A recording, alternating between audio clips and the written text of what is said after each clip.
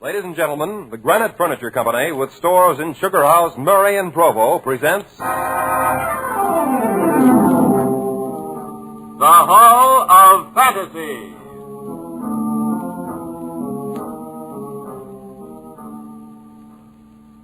Welcome to the Hall of Fantasy.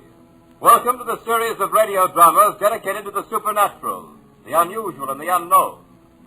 Come with me, my friends. We shall descend to the world of the unknown and forbidden. Down to the depths where the veil of time is lifted, and the supernatural reigns as king. Come with me and listen to the tale of The Perfect Script.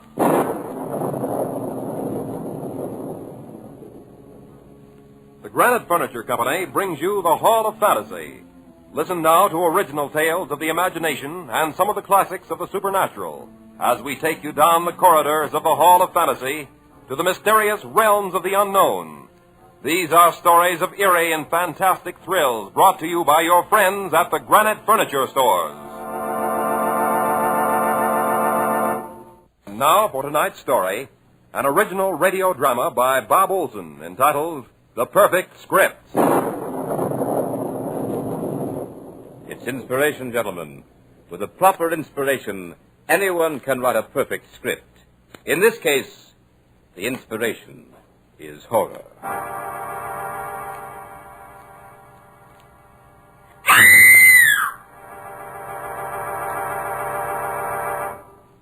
You have just listened to another in the series of dramas entitled The Perfect Script, a real-as-life story of horror produced by John Marchant. Be sure to listen again next week for another premiere of another Perfect Script.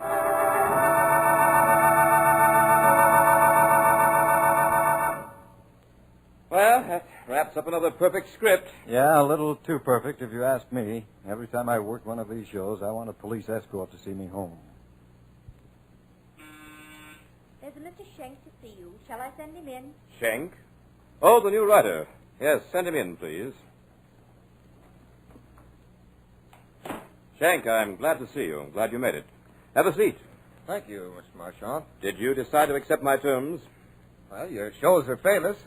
Sounds like I'm starting at the top. You are. You realize, of course, that this is a one-time shot. Yeah, so I understand. No one ever writes two perfect scripts, but why? Once you've written one, you'll know the answer to that. It's a queer setup, but it's too good a chance to miss. When do I start? Immediately. I'll drive you up there myself. Out where? In the coast, a few miles to my beach house. You will find it perfect for writing your type of script. Sounds okay to me. Fine, I'll order the car.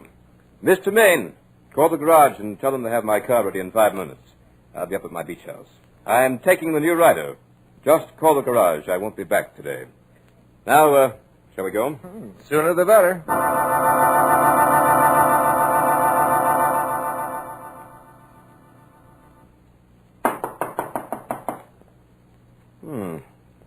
Trudy must have taken a walk. Trudy's the housekeeper. She spends a lot of time just walking on the beach. She had a terrible shock, poor girl, but she's harmless. Well, it looks as if we'll have to let ourselves in.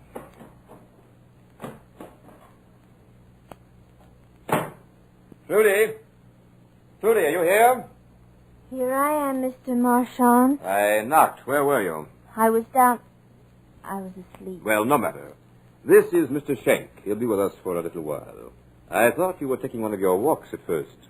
Tonight? She's looking for her husband, Pete.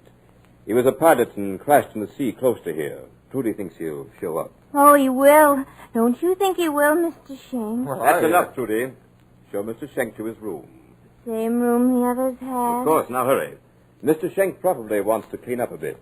He's going to start writing, so take some cold milk and sandwiches to him. Or would you rather have coffee? No, milk would be fine. Show him where to find the writing materials, too. He has a big night ahead of him.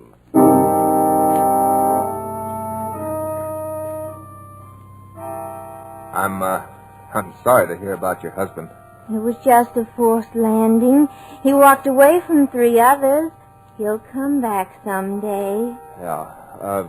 Have you heard anything at all? Oh, yes. He sent me his ring. That's the signal we had to let me know he was coming home. How did he send it, Trudy? The ocean brought it. The ocean? Yes, a little boy found it on the beach. You mean a ring was washed up on the beach? Some poor man was washed ashore. He had it on his hand. Probably a friend of Jack's. Many flyers were killed during the war, you know. Yeah, I know. So, this flyer was washed ashore. Didn't they identify him? No, he was in the sea too long. Well, did you see the body? They wouldn't let me. They said it was too horrible. Yeah, I can well imagine. This is your room, Mr. Schenk. They all use this room. Who all used it? All the writers of Mr. Marchant's scripts. Oh, it's a very nice room. Nice view of the ocean from here. Yeah, I think I'll throw open this window and get some fresh air. Here's the clean linen, typewriter and paper, and here's a pitcher of milk. Ah, thanks. Yep, this is sure a fine place to do a bit of writing. Mr. Schenk, Yeah, Trudy? I'm sorry you came here. Really? Well, I'm sorry if you don't like me, Trudy. I do like you. That's why I'm sorry you came.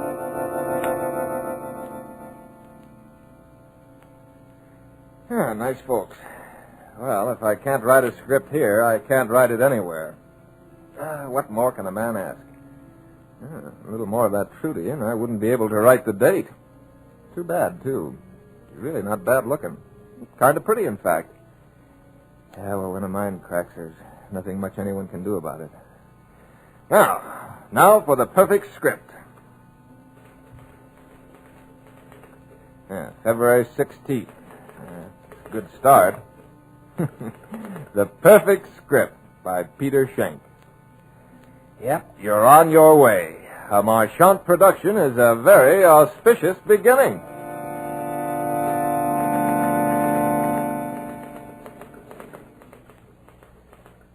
First inkling I had of any plot was when the deluded housekeeper told me that she wished I hadn't come. What has happened to the writers of the other perfect scripts, I wonder? If I had any sense, I'd scram out of here. Jack! That's Trudy. She's running down the beach, looking for her dead husband. I think I'll just follow her and see what happens.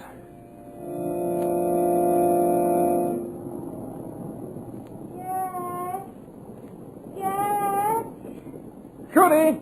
Jack! No, Trudy, it isn't Jack. It isn't Jack. Sorry, Trudy. But he will come someday, won't he? Yeah, he will. Yeah, let's sit down a bit. This running in the sand is very tiring. Jack isn't dead, is he? Certainly not in your thoughts, Trudy. Well, you watch the sea a lot, don't you? I must watch the sea. I wouldn't want to miss it. Yeah, I know. I spend a lot of time watching the sea myself. Mighty indifferent, the sea. Well, Trudy, shall we start back? Jack won't come tonight.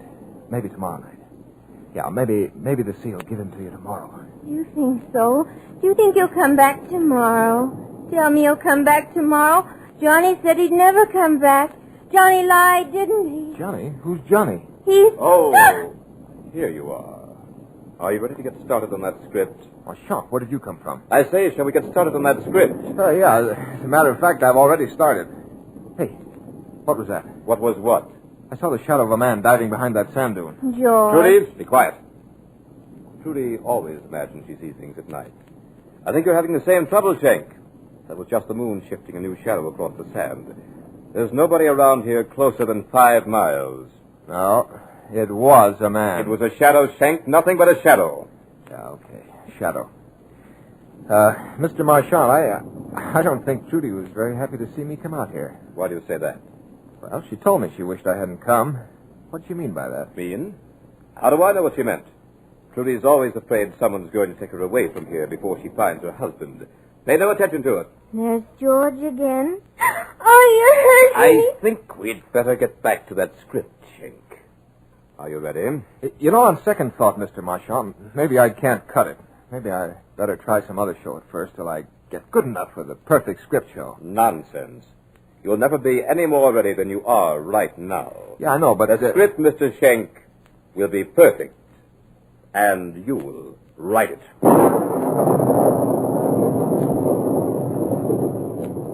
You are listening to The Perfect Script by Bob Olson in tonight's journey down the corridors of the Hall of Fantasy, presented by the Granite Furniture Company with stores in Sugar House, Murray, and Provo. Now back to tonight's story, entitled The Perfect Script.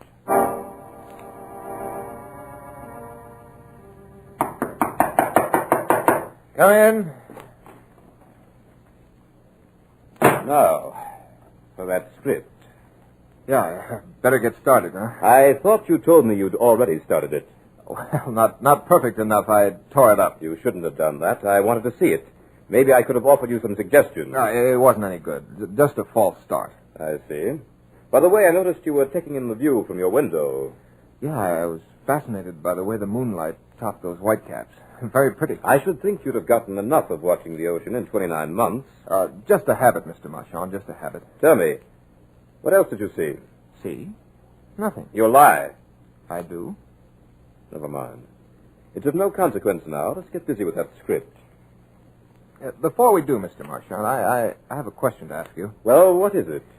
Whatever happened to your other writers? Why do you ask that? Well, frankly, I'm thinking of my future. Very practical, Shank. And what did happen to them? I found a place for them. A place? What sort of a place? A very satisfactory place, Mr. Shank. And you intend to find such a place for me? Indeed I do. Fear not, my young friend. You shall have just such a place.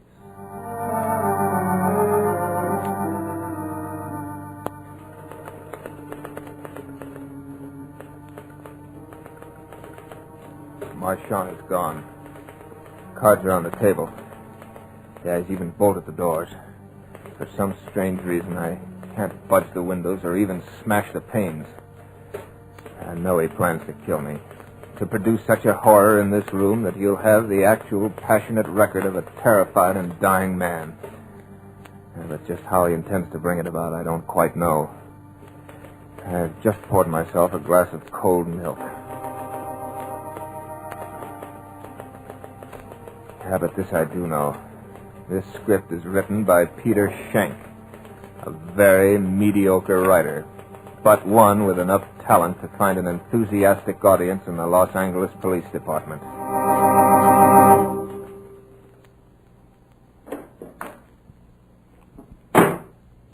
Now, Mr. Schenck, you will begin your script in earnest.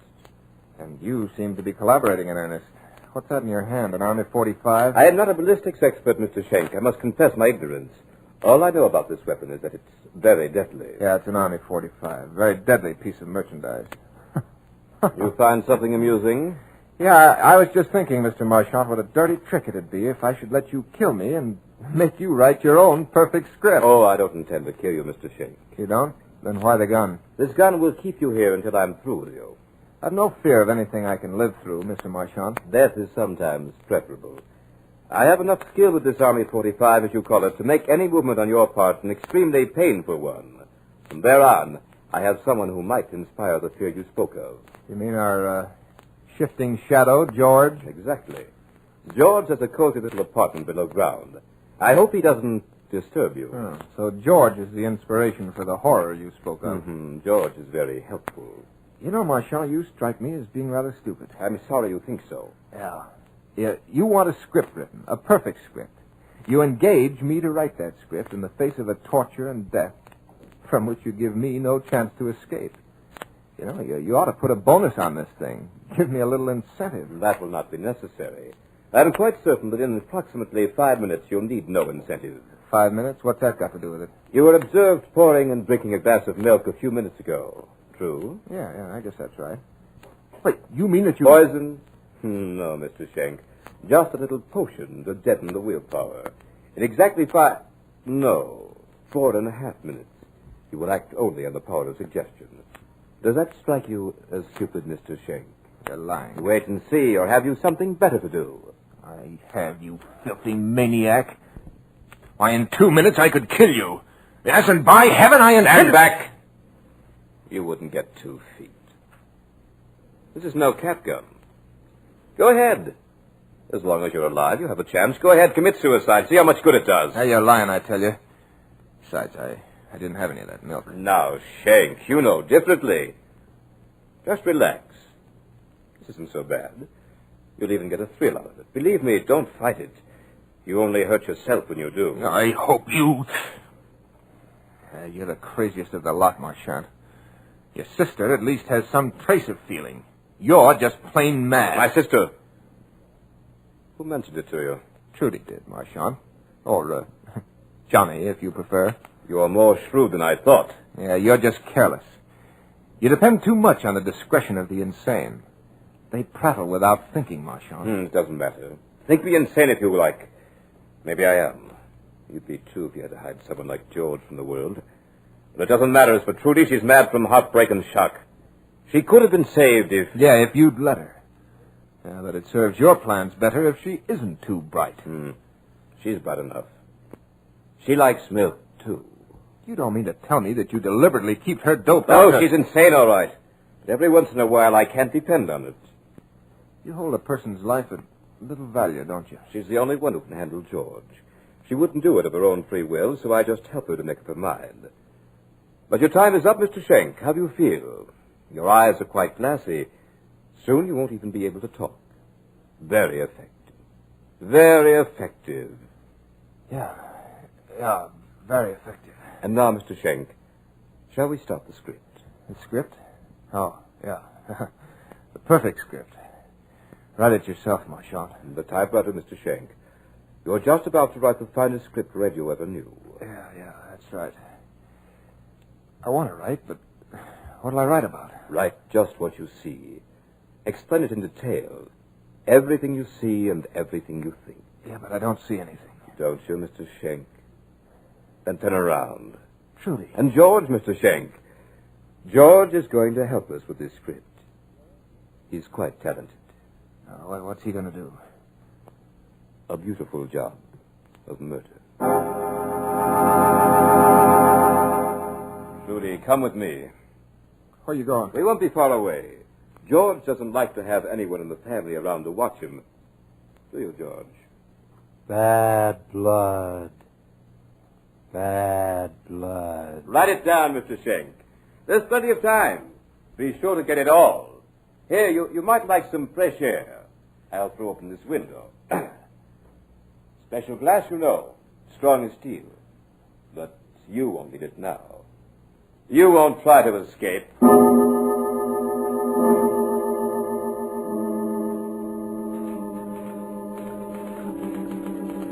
Yeah, I'm in the room with this monster. Marchant did open the window. Easy escape, yet I can't move. I can't leave this chair. I can't even cry out. Write it down. Write it all down. How my brain works like a trip hammer and my body does the bidding of a madman. Yeah, it can't be happening. This is like a dream where you want to run and your legs won't move. George is just staring at me and muttering about bad blood. Yeah, he's staring with those wild eyes as if he were waiting for a signal. Now he sees it. It's Trudy at the window, holding a knife with a blade that looks razor sharp. It's meant for me. I have no will for anything but to stay here and write this cursed script. Yeah, of course it's perfect. Why shouldn't it be? It's a diary of a monstrous murder. I'll never get out of this chair. Will I experience pain? I don't know. The script couldn't be perfect if I didn't. I hope I do. I want to experience something that hasn't been willed on me by that insane Marchant. Trudy is handing the knife to George. Now she's pointing to me. George turns and faces me. He's walking toward me. Oh, why can't I do something to protect myself? Bad blood. George have bad blood. Everybody says George have bad blood. George need good blood. Then he be fine. No more bad blood.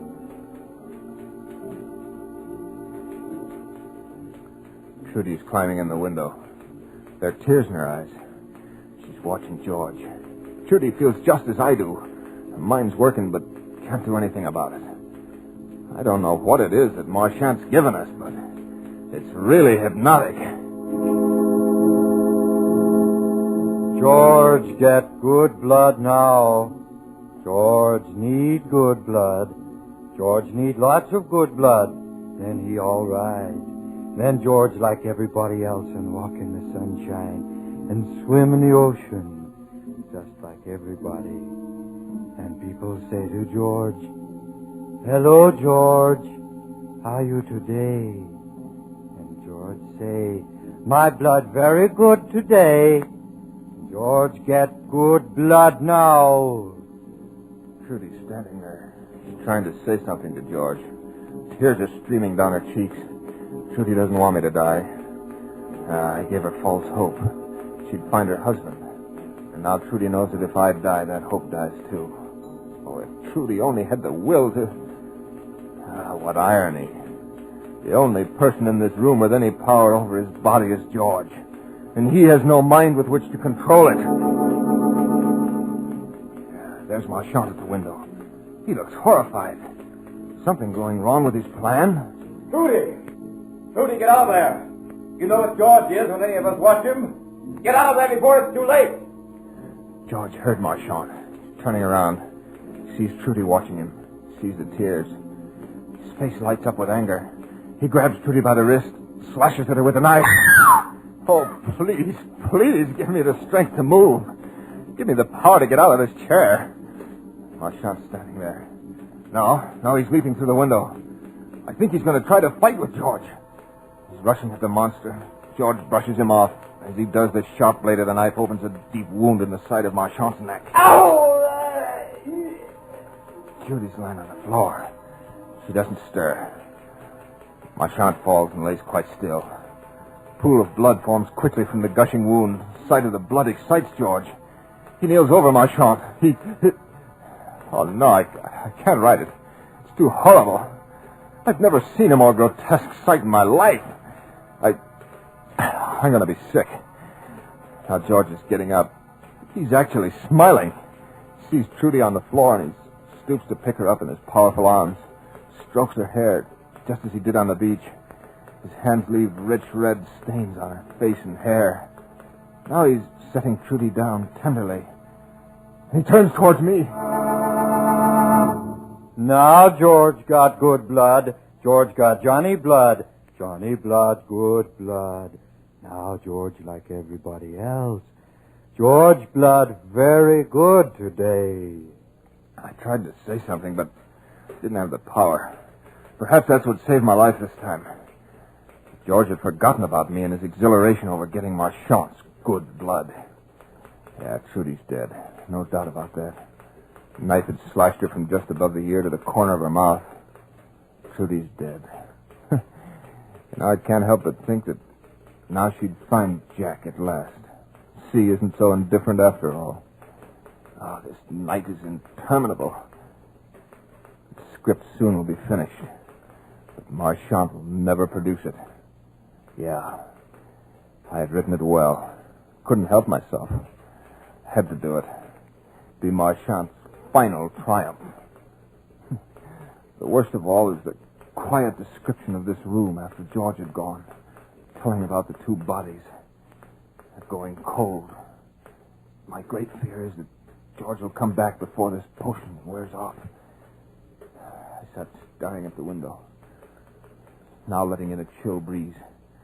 Just about convinced myself that George wouldn't be back when... There he was! The thing I feared was happening. George did remember at last. But Trudy had told him to kill me.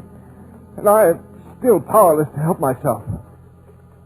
This was the story that Marchand had designed for the script. Now he's about to get it. Get it too late to bring him any more of his precious fame. George do bad things. George forget, Trudy. George forget. George do bad things. Once more, I tried to move but couldn't. All I can do is write. I'd at least leave a record of this thing, so that all the world would know what a half hour of a perfect script had cost the lives of so many people. George is standing over me now. He's raising his arm. The knife blade catches a glint of light, and my eyes are blinded momentarily by the brilliance. George shifts his weight a little to plunge the knife. He pauses and... You know, suddenly, for no reason at all, I think of a road. A road that I walked along in Arizona just a week ago. Free, happy, glad to be alive. And then...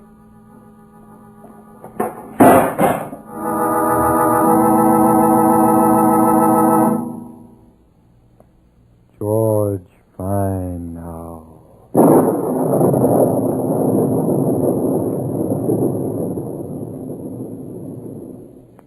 So runs the tale of The Perfect Script. But remember to join us next week at the same time for another journey down the corridors of the Hall of Fantasy to hear the tale of the Cask of Amontillado.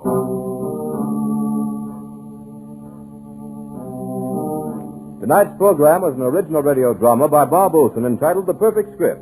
Heard in tonight's program were Richard Thorne as Marchand, Carl Greyson as Schenk, Beth Calder as Trudy, and Nelson Hall as George. Musical background was provided by Earl Donaldson. The technical supervisor was Nephi Sorensen. These programs are produced and directed by Richard Thorne. Remember, be with us again next Sunday night on call at 8:30 p.m. when the Granite Furniture Stores in Sugar House, Murray, and Provo will take you on another journey down the corridors of the Hall of Fantasy to hear the tale of the Cask of Amontillado.